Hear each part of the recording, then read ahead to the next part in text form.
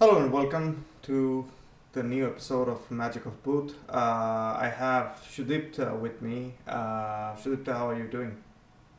I'm good. How about you? Doing as good as you. Thank you. So we did want to talk about the transfer window that Spanish league team have experienced, and I mean obviously the top teams. There are a lot of other transfer happened, but we're probably not going to get every details of it. We'll take some of the highlights and discuss about certain teams, especially the Spanish league dominated most of the last 10-15 years in European football. And we'll start with, take your pick, any of the three big boys. Take your pick and I know who you want to Let's start. start about the current champion, Atletico Madrid. Sure. They seem to have a very. They were stronger last year, and on the paper it looks they're even more stronger. So they're. I mean, the whole transfer. I would say they're one of the probably I'd not say the best in the Euro, but they have had one of the best transfers in their history, and obviously this year for the Spanish team. What is your thought on the whole business they've done? Well, even though Saul left and Thomas Partey left last year, but still they're a strong side. And now they got like on the deadline day they got back Antoine Griezmann uh, as a in loan, but they will probably buy him for like around 35 million euros. So let's see. Sorry about that. I just cannot control my laugh. Okay, let's start with where they've started. I mean, obviously they have done fairly good business in recent years. That Yeah, started with Kieran Trippier, if you remember, and yeah. they did have always a very good solid midfield. They used to have certain style of play, but now if you see the attacking options, and thanks mostly to the Barcelona. I mean, Barcelona have brought Antoine Griezmann on 120 million. So with that money, that they got Joao Felix, and in next year they've got Luis Suarez for almost like free, thanks to Barcelona again. And now Griezmann was shown the door, but basically they're getting him as cheap as 35 to 40 million, which is insane. And they already have Angel Correa, who looks in very sublime form. They have Thomas Lemmer, and if I'm Diego Simeone, I cannot be more excited than that. Yeah, Also, they got Rodrigo de Paul, I think who that's was actually. yeah. Go ahead. Sorry. Rodrigo de Paul is in defense. Sorry, but there's this player from Hertha Berlin they bought. Cunha. What's his name? Cunha.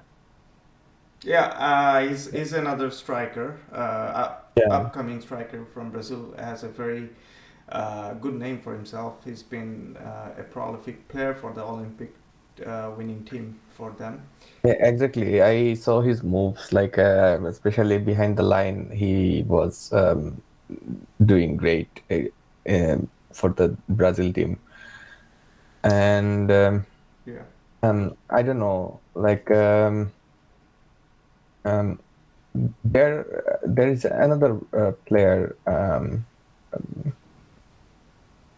actually forgot who was there. Um, but yeah, it might come back again. But oh well, they've had and taking off Saul from that salary yeah. list, uh, and getting what Rodrigo Di Paul, who's arguably one of the finest Serie A player for last couple or 3 years. Yeah.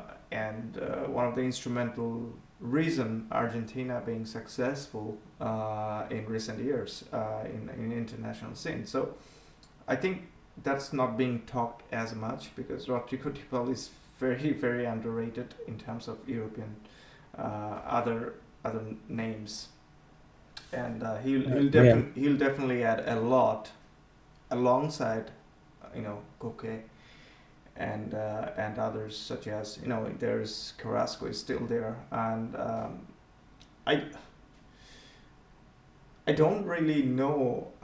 And also, Atletico Madrid did another good business. They had a young defender, Nahuel Perez, who was sent in loan in Udinese. So Yeah. they're making sure that the youngsters are getting minutes and getting developed, getting the experience, and eventually will be bring back to the team. And their defense is like Jimenez and Savage is still there. There's good pair in Trippier and Lodi, and yeah, it seems like one of the strongest Atletico Madrid we have seen in recent years, and with that much of option in the attack, I mean Yeah. they have to be the most serious contender of the La Liga.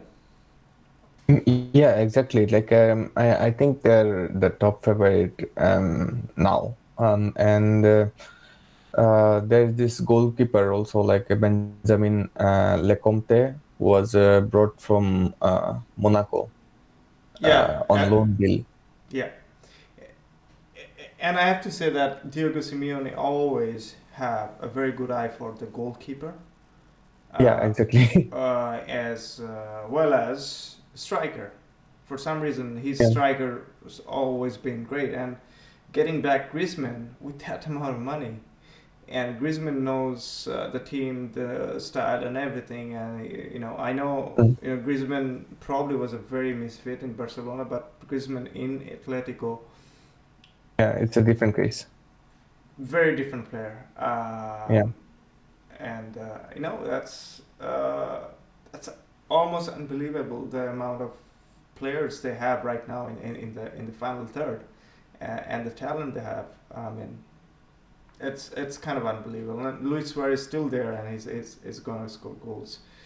Yeah. Um, but yeah, the backups looks as good as anything, and I think in terms of any Spanish team, if they want to do well in the Champions League, I think the most you can expect now from Atletico to do well than others. Yeah, exactly. So yeah, we'll And go ahead. yeah, like nothing to say. Also, they hold a like I don't know. Like I don't think there will be any change with the playing style they have for like last 10 years.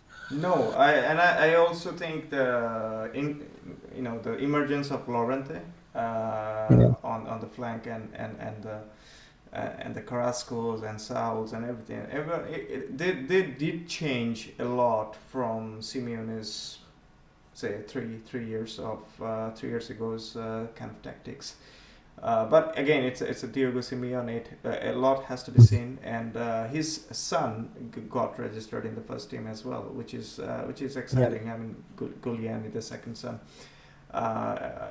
seems quite a player, and all Simeone are anything but hard worker. Yeah. So True. yeah, it would be very interesting to see the whole season for the Atletico Madrid. Um, can we move away to the other side of the Madrid and Yeah, talk? exactly. I was going to ask you about a question. Like when we probably talked about Real Madrid's problems in midfield, do you think like Camavinga will solve this problem, or do they need more player? Because they have bunch of wingers, like two, three wingers, like who could actually play in the same positions. They probably let go of one of them probably, and also like Martin Odegaard left in from midfield to S- Arsenal. Dani Ceballos. Yeah, Ceballos. And um, but do you think like they can they have the quality in midfield for for me like they would play as a 4-3-3 with Benzema leading the attack and I don't know like do you think Kamavinga is the solution? Well, it's a little interesting with Carlo Ancelotti because if you look at Ancelotti's entire career, he always solidify. I mean, he doesn't play expensive mostly.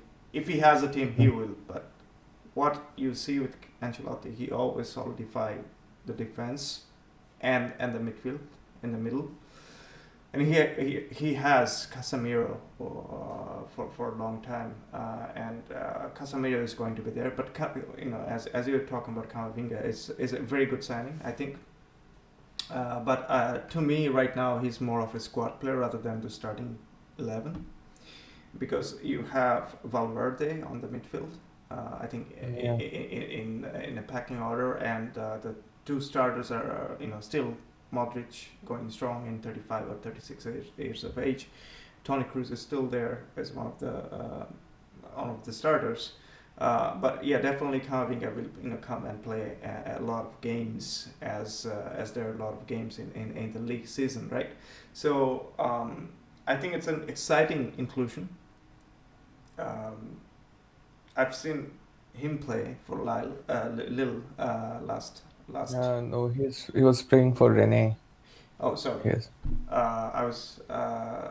I probably mixed up. Yeah, but saw not a lot, like a few games, um, and I thought he was technically very good, more of a left-footed player, and that's another advantage because if you have a mix of right-footed and left-footed player, especially playing on the left side of the midfield, you always get an advantage over a right-footed player playing on the left field, unless you're Andres Iniesta. Uh, so yeah, that's a great signing, and that definitely gives them more depth in the bench as well as in the squad. And if anybody gets injured, they're still quality, and he'll grow well as well. I think it's a very good signing. In I think around 35 million. That's what they've done the deal with. I think it's quite an exciting signing for Real Madrid. But Madrid's major problem still lies on I think in the I'd say Nacho doesn't look as reliable as Varane or Sergio Ramos was. I mean, Nacho would do the job, but I don't know how long you do. And there's Eder Militao, obviously bringing David Alaba, but he'd take some time to get used to the league as well. So it would be interesting how they do in defense, and if that's been sorted out, I think they'll do fairly well. I still, to me, it's a second best team in Spain at this point. Well, there is this stat. I it was probably at the second half of the from the second half of the last season from goal.com, and it says that like whenever Valverde was playing in the midfield on the left side of the midfield, Eden Hazard seemed performing well, and he is back. And so far, like I saw the photos from the training and the match, and he looks actually more fit than the last season. So like Yeah, he looks fit definitely, but so far what I've seen, I mean, Vinny Jr. has a better impact on that team than Eden Hazard. So I think at this point Hazard will have his chance. It's a long season, but another good thing about Real Madrid is Gareth Bale is actually back playing, and yeah. he was on the score sheet as well. So that's an advantage. Bale would definitely create or get something going. And good thing his focus is not in the golf at this point. And obviously, the star player is Karim Benzema because he's taking the most of the load. But I've seen that game 3-3 versus Levante. Levante is a very exciting team to watch. I mean, Yeah. especially against a bigger team. Levante does very well. There are some very interesting players. But yeah, they were trailing, and Vinny Jr. basically got them back, and third goal was very. I mean, it was quite a goal, to be honest. Very individualistic, but very good goal to score. I think Vinicius Jr. Might get a more minute as we see, and has more impact on that team. But yeah, it's still early season. Well, I have another question about Real Madrid. Do you think they need Mbappe or someone else? Well, Real Madrid with Florentino Perez, yes, because he's more of a showman, sort of. He has bigger ego, so he's definitely gonna be going there. And it's an open secret that Mbappe likes Real Madrid and he wants to be the Yeah. poster boy. So he's going to be there, come next season. Uh, do they need him? Well, that puts a question mark on a lot of other players that are around, such as Eden Hazard. I mean, they've spent quite a bit of money with Eden Hazard. What is his role going to be? Is he going to be a squad player? I mean, Eden Hazard in Chelsea was instrumental. For any other, like in last 10 years, I think after Didier Drogba, if anyone had any kind of Yeah. impact on Chelsea, it was Eden Hazard, and that Eden Hazard we haven't seen after he moved away from Chelsea. So it would be interesting what is his role, and the future is going to be, because if you bring Mbappe and there is Karim Benzema still around, and the emergence of Vinicius Jr. and still Gareth Bale in the mix, and also Marco Asensio and players like that. I think Bale's contract is Expiring expiring soon. next year. Yeah, next year or probably the year after. Well, somehow I felt Ancelotti and Bale goes very well. Yeah. Now, if Ancelotti is staying there, it might get a 1 year or 2 year extension. But yeah, if we exclude even Bale, there is Marco Asensio, and we haven't spoke about another player who's been rotting in the bench, Isco. So Yeah. he had. I don't know if Isco had quite a bit of potential, and he didn't really deliver. But who knows what's going to happen? He's going to be another squad rotating player.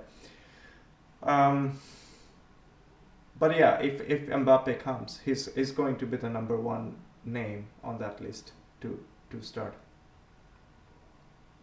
All right. Like, what do you think? What could be his position? Like as a striker or someone in the left or right? I think it's more of a, I would say, as a winger, flank. The reason I'm saying is because of Karim Benzema is still there, right? And he's so successful scoring, and I don't see anyone else rather than Benzema. And he actually managed to extend his contract for more 3 years without any hassle or anything. Yeah, if you remember, there was a bit of competition on that starting number 9 for Real Madrid when Gonzalo Higuain was there. There was rotation between Benzema and Higuain. It was in sublime form. I mean, a lot of people doesn't remember Higuain as a great striker, but he was a very good striker. And when Ronaldo came in the number 9's position, and the role became something very different, and Benzema adapted very well to that as well. And now Ronaldo not being in the picture, he has taken up the duty to score goals and create a lot more. So I don't see. I think Benzema is one of the person who is going to be untouchable with his form and with his work. I, yeah, basically, I can see Mbappe coming in and probably started at the wing, and I think Mbappe likes to play in wing rather than in focal number 9. I mean, he can play definitely, but I don't think he enjoys as much as he does in the flank. There is another player we are not talking about, Rodrigo. Yeah, He also plays in the left side of the wings. So yeah, that's what I was even thinking. I mean, there's a lot of option, uh, even for Vinicius Junior. I mean, what's going to be his role? He's been the more productive of the two young Brazilians, of Rodrigo and Vinicius. And what is going to be his role if Mbappe comes and joins on the flank, right? It's going yeah, to be very interesting. yeah, they all can play on the left side. Even like Marco Asensio played. I remember for a few times as a left winger. Yeah, Um, well, there will be at least like three players, like 3 players world class plus player. Hazard. Yeah, yeah, Yeah. So yeah, that's a lot of players, or if someone takes it as a two striker position, like Mbappe can play that too. And whatever I've seen of Ancelotti for a long time, he always likes 4-2-3-1. Always prefers that. He can change here and there too, 4-4-2 and four. well, he was playing Real Madrid. The 4-3-3. Yeah, that's because of he had the squad as well, because that squad was like, if we're talking about that La Decima squad, Yeah, yeah. yeah, that squad he did play for 4-3-3, but all of a sudden I thought his basic is go back to 4-2-3-1, and then he always moves around. He definitely does 4-3-3. Well, like if you remember, like with Chelsea or before that with AC Milan, he was kind of favoring like 4-3-1-2, like three in the midfield. He's more comfortable with, you know. Yeah, I do remember with the AC Milan especially to give Yeah, Kaka a little bit of freedom on that yeah. number 10 role. So yeah, he's it's definitely. And we actually know that like we have only Isco and well, Eden Hazard can play in this like one position as an attacking midfielder.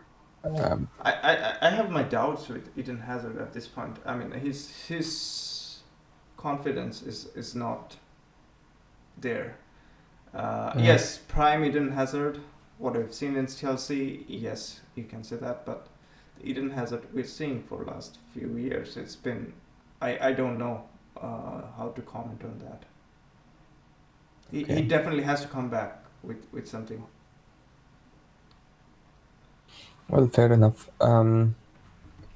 Have we missed anything from Real Madrid? I don't think so, but yeah, they do look good. I mean, the first game it was 3-3 was quite a Well, I game. have actually another additional question. How long they will keep bearing Modric and Toni Kroos? I think Yeah, Modric will be here for like at least 3 more years, I guess. well, for a professional player of that age, Modric doesn't look bad at all. I mean, he's Yeah, he's really exactly. fit. He's really fit. I could really see probably Tony Cruz is not at this point. He's not going to be probably in a couple of years. He's not going to be as good as he's at this point. But you never know. They're professionals, top-notch players. Um, but again, you cannot actually expect Modric or Cruz being playing there for 38 league games and Champions League too. So there will be a lot Yeah. of variation, and even they have someone like Vasquez on the right hand side who is very very um, I mean, what I can say, it's very flexible in terms of positions and stuff, and he can play Well, anywhere. so far I anticipated that like he will be as a right backup or something like this, Well, or probably will get yeah, more time in as a yeah, right back. he was playing Uh, as a right back yeah, for. he's aging also, like he's 30 years now. Um, so Yeah, definitely. I mean, I think. Yeah, he definitely played a couple games there in as a right back position, and I thought he did fairly well. To be honest, he's not a natural right back, so it's more of a Sergio Roberto sort of thing for Barcelona. What was happening, but as a player, his intelligence definitely improves with the time and given the spot.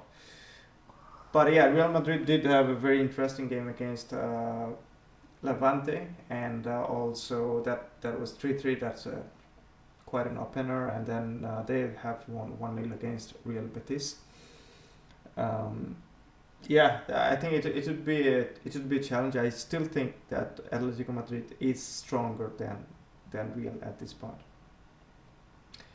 Moving away from Real Madrid, can we start talking about Barcelona? When we start to talk about Barcelona, it's going to be a little bit of more discussion than any other team, I guess, because of the I think we covered a lot with the Messi transfer. Messi. We're not going to touch Messi at this Yeah, as much yeah, as we it's did. not possible. Like, yeah, But obviously you cannot separate Barcelona and Messi. There will be times probably that example comes in. But without being that said, and we talked a little bit about Antoine Griezmann,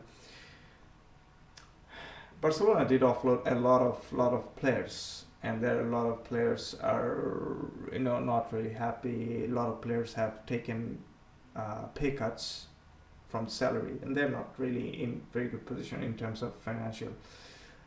Somehow they have managed to register some of the players. So, what is the most positive thing in Barcelona they have done for you in this transfer window? well, two things actually: getting Memphis Depay, and the second thing is uh, pay cuts from the senior players. It's actually important. Like they're this is kind of a message to like the rest of the player. Like we are not playing for money; we are playing for the badge, and it's a different sort of message. And well, it's you like I haven't seen anyone who is doing the thing for this club, like or any club.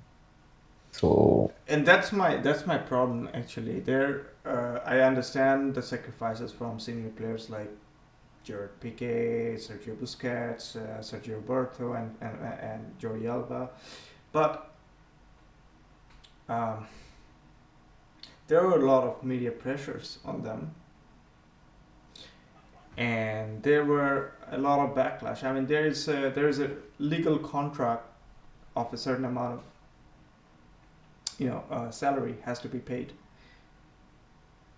That's not the players' fault that the club is in such financial crisis. I understand, yeah, yeah, exactly. they're professional too, and why they had to take pay cut to register someone else as well to strengthen the team. But yeah, let's.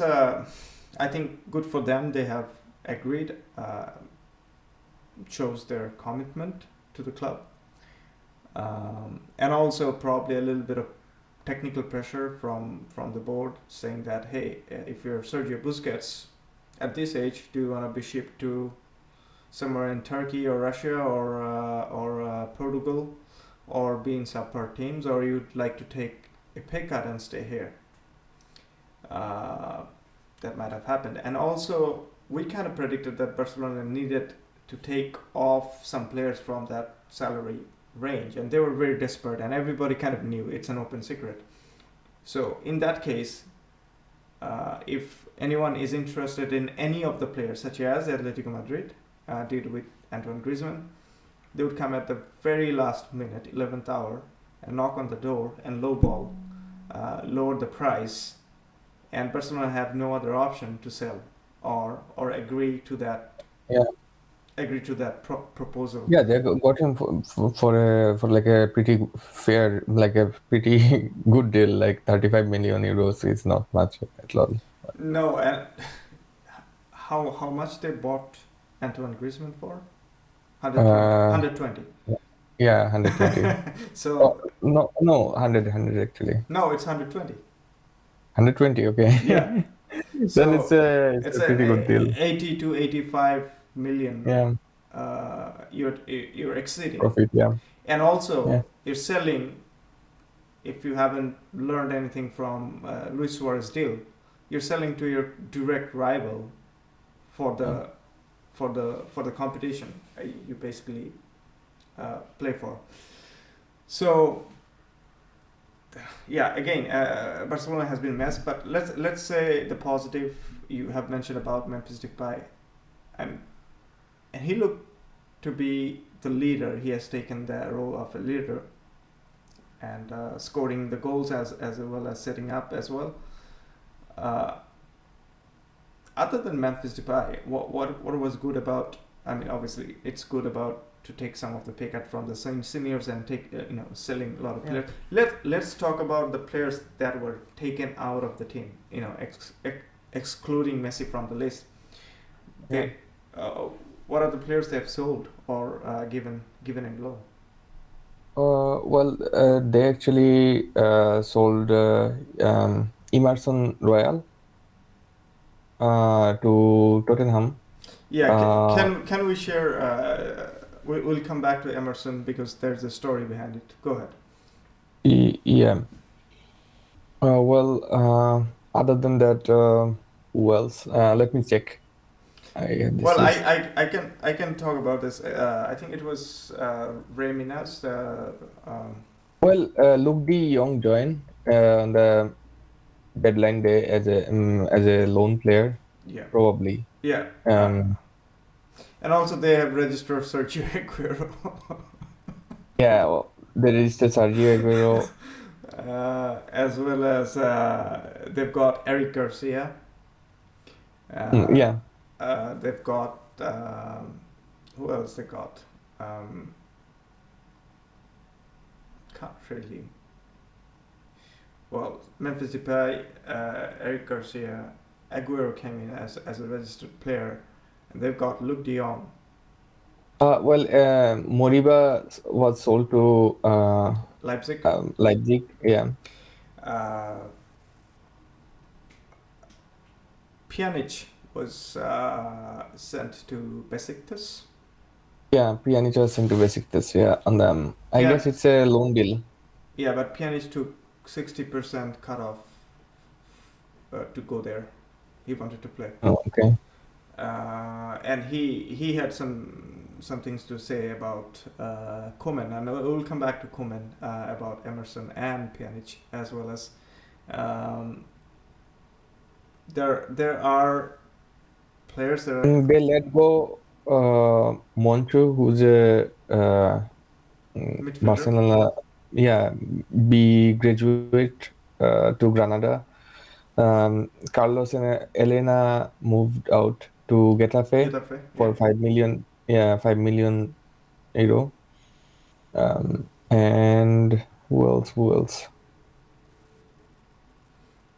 I think Ray Minez was the backup striker for the team. Yeah. He was sold or loaned. I'm not absolutely sure about that deal, but he was moved to a different team. Uh, there was Miranda was sold for free to Real Betis. Tobido was taken out as well to I think it was Yeah, Olympique Marseille, if I'm not yeah. mistaken. Uh, But before that, his contract probably was cancelled, though, so they did not actually get any money from that. Actually. no, I think they're not getting money. What they're doing at this point is taking off that salary from Yeah, their pocket. And Griezmann deal is because of that because Griezmann's salary was very close to 700,000. per Yeah, per month or week. I can't remember, but per week.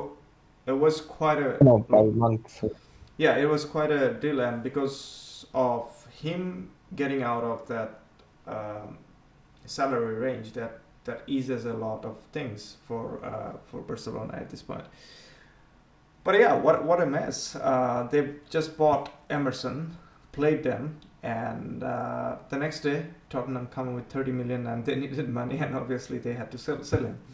And Emerson was saying that he thought the club wanted him, and then when he learned about that, the next day he played against. He played. It was quite shocked, and Miralem Pjanic came and said that Koeman never really talked with him except one day when he came in and basically asked about his intention, and he said he want to compete. He started at a game against Juventus in Champions League. They won 2-0, and after that he has never started the game, and he didn't know. He was not given any kind of excuse or any kind of explanation. And the other thing, he basically said that the players who doesn't start on the game, they don't. I mean, the other players get rest. The starting players get rest to recover, and they didn't. But the others who are in the bench, they have to train intensely. But the coach was never there to see them, to see their training or see their approach as well, and mentality. So he thought he was never given any kind of chance on that Barcelona, and that's why he has agreed 60% cut of his current salary and agreed to go to Besiktas just to play football because he likes it. Also, I think the same thing is going on with Ricky Puig. yeah, Puig. So like he is saying like in social media, or probably he's like quite active there. So like he's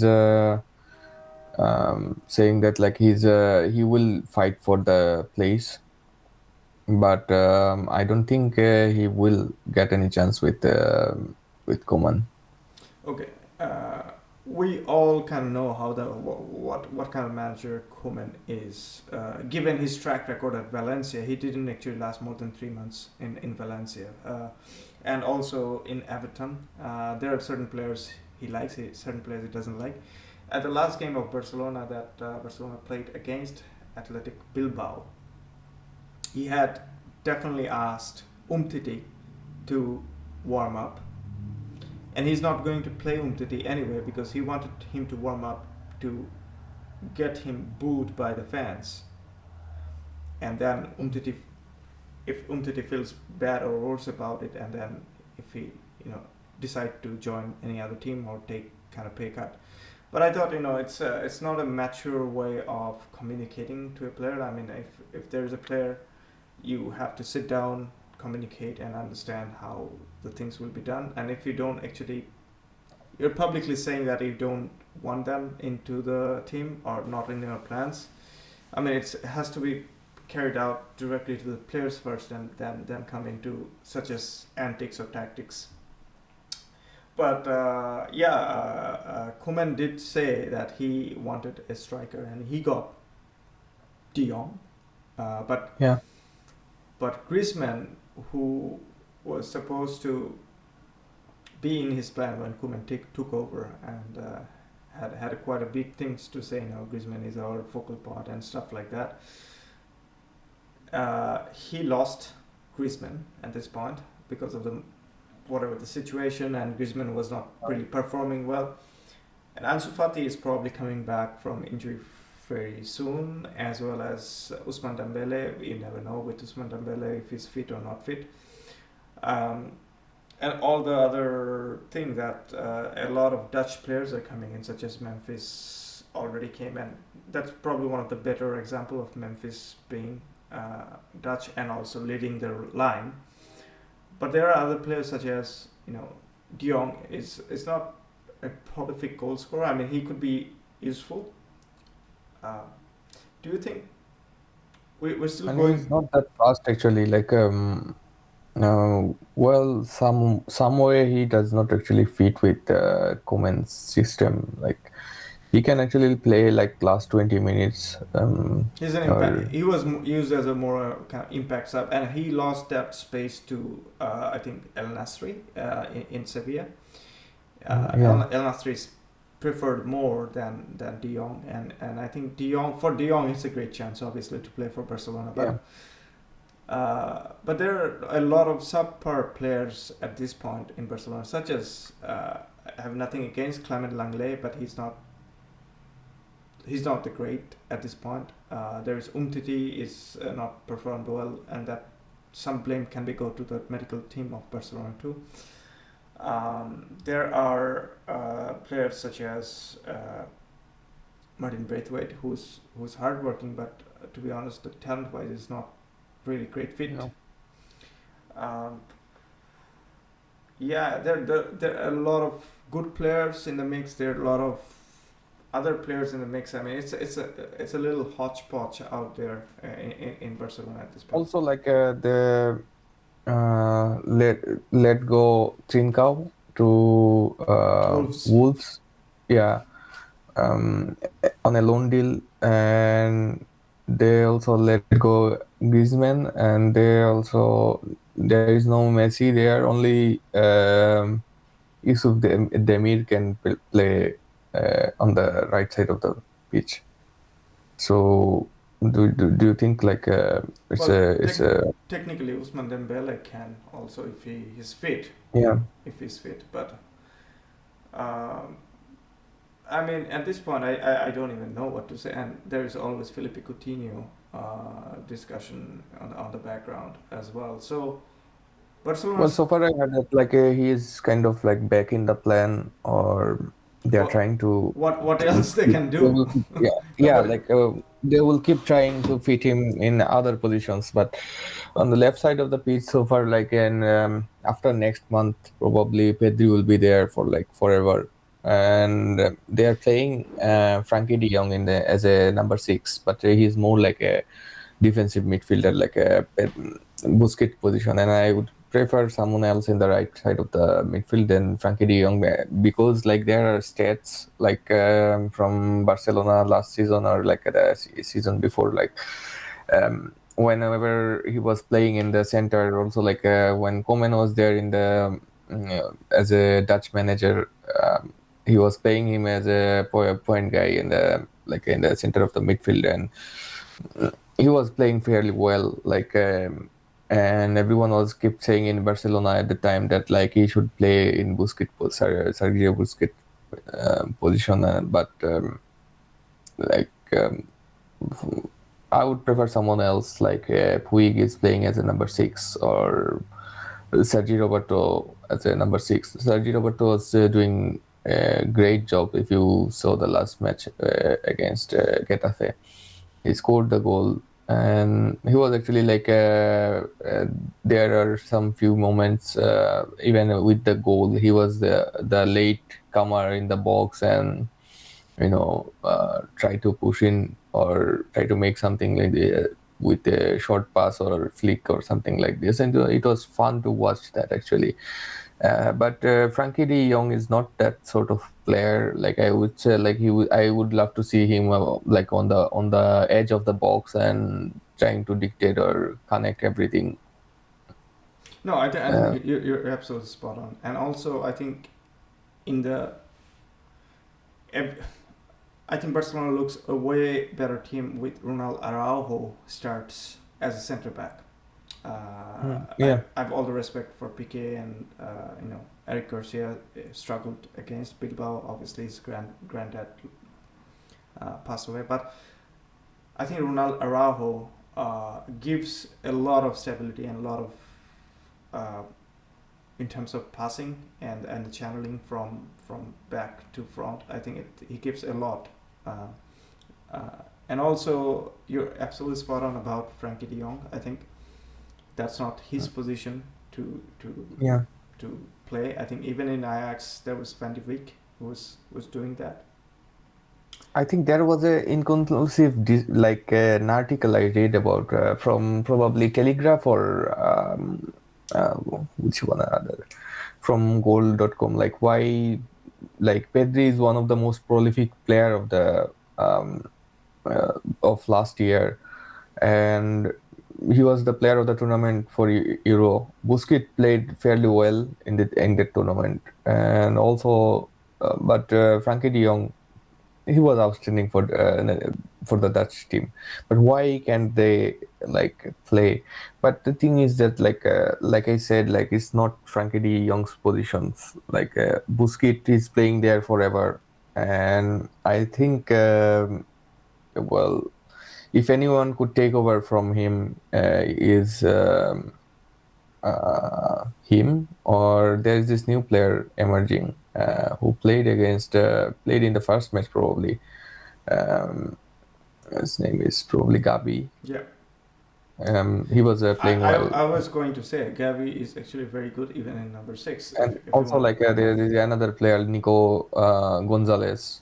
Um, Barcelona managed to tied him for like a long time contract probably 2 weeks ago, and they are trying now to get a good deal because with Gabi, because his contract is ending in 2023.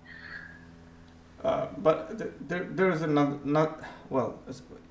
One thing I want to talk about. You touched a good point on Sergio Barto. I think Sergio Barto never had the chance to play on his actual midfield role because of you know others being preferred over him, and he somehow Luis Enrique brought him back in right back position, and he somehow he's Well, an I remember him playing as a left back at the time yeah. for Enrique. Yeah, so he has been slotted here and there and here and there. So he's done fairly well. He's a very intelligent player, but he was never given his natural position Also, like for long he's term. quite yeah. Also, like he's quite speedy, like great with ball. He can hold the ball. Also, like make those defense destroying passes. And if you remember, like one of the Messi's famous goal against Real Madrid at the last moment. He was the one who actually carried the ball through the whole midfield to the Yeah, heart of the Real defense and and that was in the stoppage passed the time. ball. Uh, Yeah, uh, but yeah, I totally agree. And the other thing I wanted to say about we're talking about a lot of youngsters, and that includes Oscar Mingueza and Ronaldo Araujo and others. Uh, I think Pimentia was dismissed as a Barca B coach, and he was dismissed. That shows how lack of planning this Barcelona still has. yeah, He the the the, the season ended in May 18th, and he was told probably in sometime in June, not in May 18th, that he has to find a different job. Uh, I thought they could have done a better job if they. I have nothing against Koeman. Sometimes his team looks good. Sometimes it looks absolutely pathetic. There is no consistency even in the same game. They don't know how to manage the game. And but I thought Pimentia was right there to be. I mean, he wouldn't cost you a lot, and if you're trying to build up anyway from the scratches, he knows the younger players anyway, and that gives them quite a solid 2-3 years to build on. yeah. And If you watch Barcelona B's game last season, there were they were playing fairly well, and these players actually they had better relationship with him, and he could have actually taken over like Pep Guardiola did in 2008. exactly, and also no pressure as well. He could have had Yeah, I because nobody is expecting even Koeman to win at this point yeah, anything.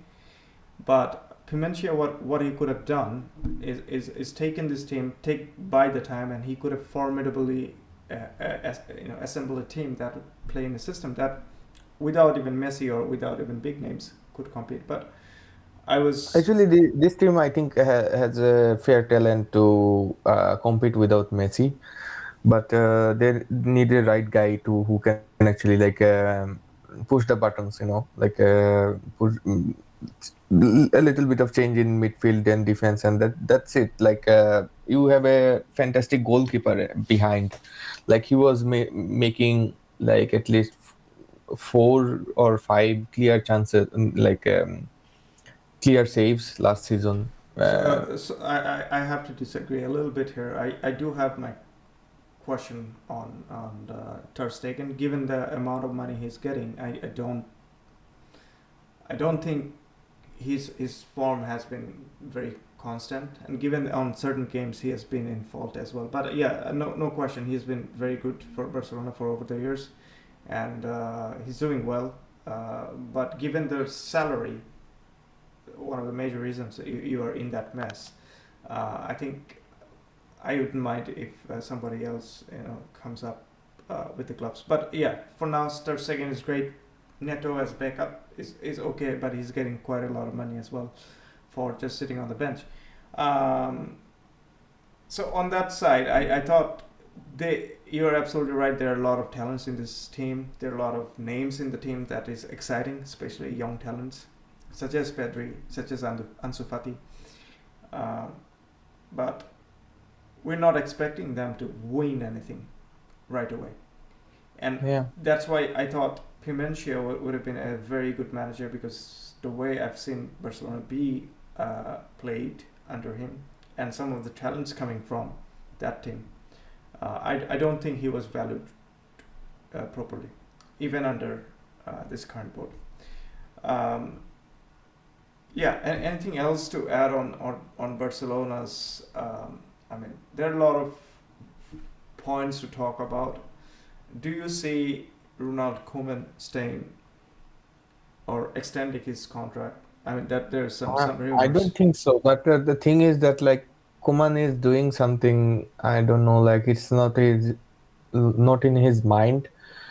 But he's doing it anyway, just to keep the job or probably something like this, like giving chance to the younger player. Um, it seems like he doesn't have any plan. He just picking randomly and um, giving them chances. Like I don't think he's a good fit for the long term. Or like if you want to build something around some certain players like Pedri, like Ansu Fati, you should actually like need someone else. Like I don't know, yeah, someone else actually. I don't see him staying Barcelona for long term. But I don't know. Like probably he will.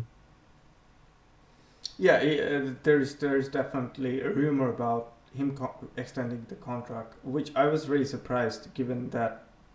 And why would Barcelona do that? Like I said, like it's now it's more like a eye wash. Like they're giving just chances to the younger player because they don't have Other way. any other options. Yeah, any other options. So like fans are like hallucinating about this 2006 7's Barcelona, or there's so many players are coming. And yeah, there were always challenges in Barcelona benches, especially like even like if you go back like 4 or 5 years ago, there were talents. Even like Traore, he yeah, he couldn't get into because there was Messi, uh, like Ibrahim Afellay, or even like Thiago Alcantara, who couldn't actually make it through. Even like Cesc Fabregas was brought back as a replacement of Zabi. He couldn't actually like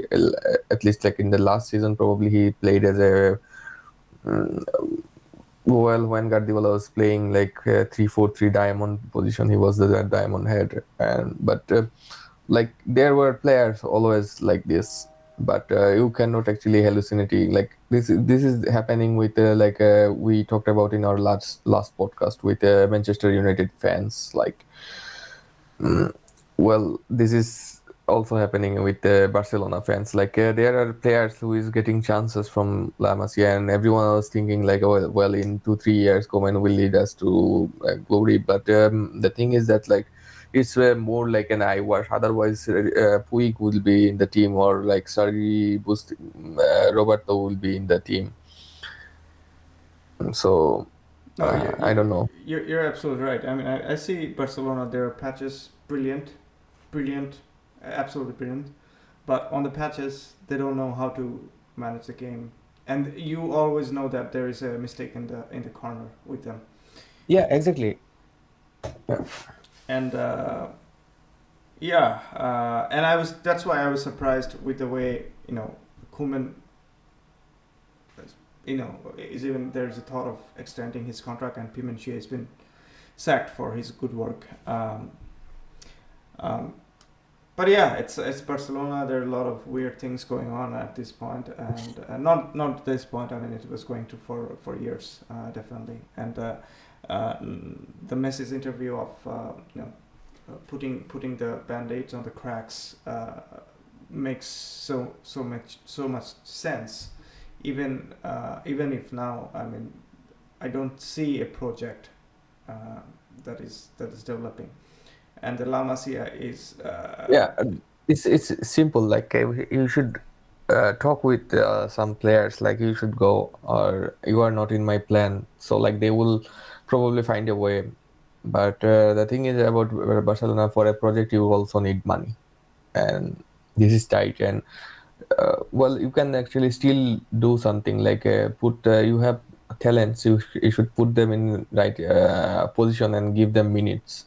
Like yeah, or yeah, like Well, even I like have if to we disagree a little here. I mean, yeah, you definitely need money, and they're trying to save it, and they had an ample amount of it as well. But what I think is Barcelona different because of they have La Masia. Not a lot of top football teams has the academy, and because it's La Masia is actually a money bringing project. I mean, whoever comes out of La Masia is getting outside chances, and Barcelona is getting money out of it, or they're getting their first team players or the bench from it.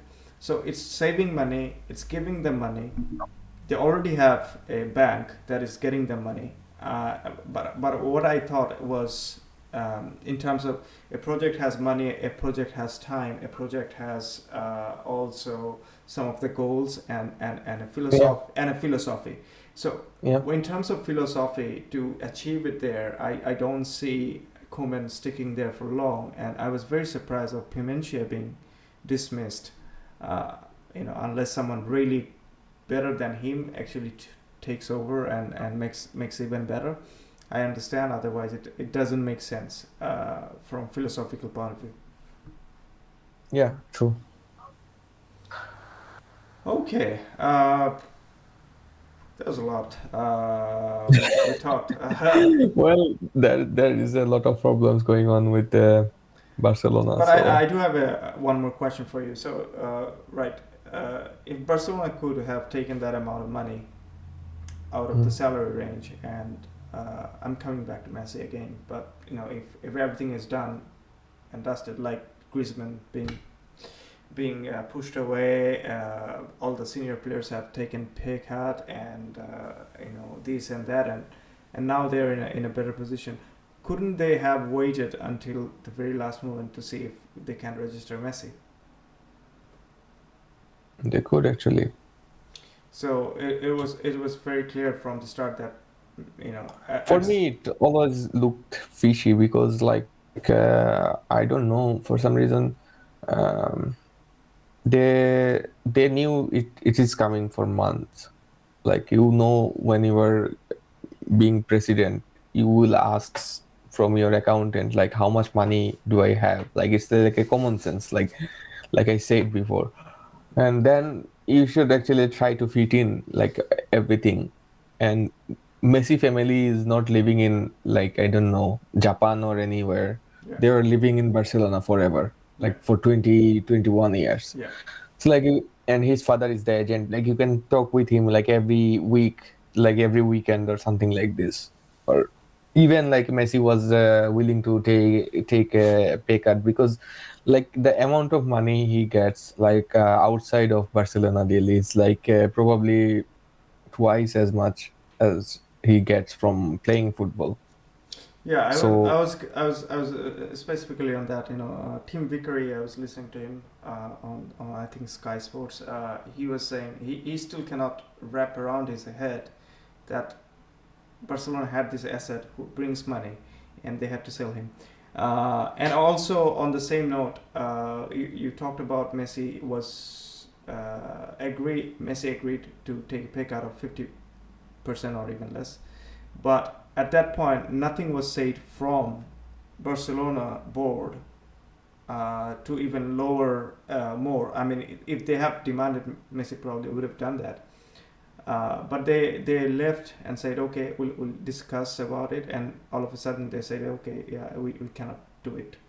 So it seems like they already knew what was happening, and they just bought some time to see if there is a way, or just something, because there's Copa America and there's Euro going on. And at that point, a lot of people are finding conspiracy theory that Laporta is a puppy, lap puppy of Florentino Perez as well. But I'm not going that far. well, he's following the same plan as Bartomeu did, like this. I don't know the delusion of Super League. I don't know. Yeah, definitely. We did talk about that. Yeah, we did. But what I was going to, if they really tried, and I was pretty sure if Sergio Busquets and Sergio Roberto or Jordi Alba would reduce their salary for Sergio Aguero, obviously they would do it for Leo Messi, right? And Yeah. and Jordi Alba came in a press conference and said that there are a lot of lies being told on the press. Whatever was told on the press was not right. Everybody wanted to do whatever they can for the club, but they were not asked basically. So they learned from the media that they were not agreed to take the pay cut, which is a lie according to Jordi Alba. That's what he said. So I think there is in Bartomeu era there are a lot of media involvement against players. A social media campaign was found. They were spending money to make their own players look like villains, and I still think that is still ongoing in terms of under this board as well. Yeah, it's true actually. Like I did yeah, I still don't see any project. I still see like I don't know like it's a great thing about this team. Like they can, if they were there with the right coach, they could actually do better in this season. Like with these pay cuts and stuff like this, like you have four committed guy who is actually your captain of this club, and they're doing they are not playing for money anymore. And you could have actually like yeah, like the rest of the team will be like I don't know, for some reason would be more spirited. But I don't know, like for some reason Komen is not that guy actually. And yeah, there are a lot of Dutch influence. I'm not saying Dutch players are bad, but Luke De Jong, not the best Dutch player at this point. I mean, whatever right now, Barcelona will take it. On that note, I thought Sevilla had very interesting, I was going to say that actually. a very interesting window as well. Obviously, Jules Koundé's deal didn't go through, and if there is any sporting director is a superhero sort of, or it's a hero, it's Monchi, has to be Monchi. And Yeah. Monchi secured quite a brilliant and assembled quite a brilliant Sevilla team. I would not be surprised if they actually topple Barcelona and come out over them in the long run. Well, they were there in the last season actually. Like they were in the top four, and they were actually like only 3 points behind at one point. Even like in the last moment, Yeah, 3 or 4 points definitely in the behind. champions race, and also Yeah. they included Eric Lamela, who cannot stop Yeah, scoring. for free actually. Yeah, for free, and he cannot stop scoring. Also, Gonzalo Montiel being bought Yeah, exactly. as a right back. They do have another interesting signing. I just cannot remember at this point. They brought the Danish midfielder Thomas Delaney Exactly, Delaney. Yeah. from Borussia Dortmund. Uh, I think they got rid of one player. I forgot actually, but they got Rafa Mir from Is it Wolves. isn't it Gill also went to the Tottenham? Um, yeah. Yeah. Also, Alexi Vidal, he was offloaded to Espanyol. Um, I think there are a few more players, both of the Vidals actually gone Mm-hmm. now, Mm-hmm. and I think Ludwig Augustinsson from Werder Bremen was brought to Sevilla. That's a very You said, interesting one. yeah, like as a defender, he looked solid in Euro, Yeah. and Go ahead. I guess there is one more signing. I actually have to check.